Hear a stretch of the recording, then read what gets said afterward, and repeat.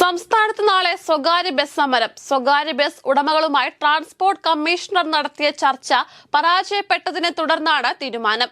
നാളെ സൂചനാ പണിമുടക്കാണ്. 23-ാം തീയതി മുതൽ അനിശ്ചിതകാല പണിമുടക്ക് നടത്തും. ആരോഗ്യമന്ത്രി രാജിവെക്കണമെന്നാവശ്യപ്പെട്ട് സംസ്ഥാന വ്യാപക പ്രതിഷേധം. കോഴിക്കോട് കളക്ടറേറ്റിലേക്ക് യൂത്ത് കോൺഗ്രസ് നടത്തിയ മാർച്ചിൽ പോലീസും പ്രവർത്തകരും തമ്മിൽ സംഘർഷമുണ്ടായി. പ്രതിഷേധക്കാർക്ക് നേരെ പോലീസ് ജലപീരങ്കി പ്രയോഗിച്ചു. കേരള സർവകലാശാല ജോയിന്റ് രജിസ്ട്രാർ പി ഹരികുമാറിനെ ചുമതലയിൽ നിന്നും നീക്കി. വൈസ് ചാൻസലറുടെ താൽക്കാലിക ചുമതലയുള്ള സിസ തോമസിന്റേതാണ് നടപടി.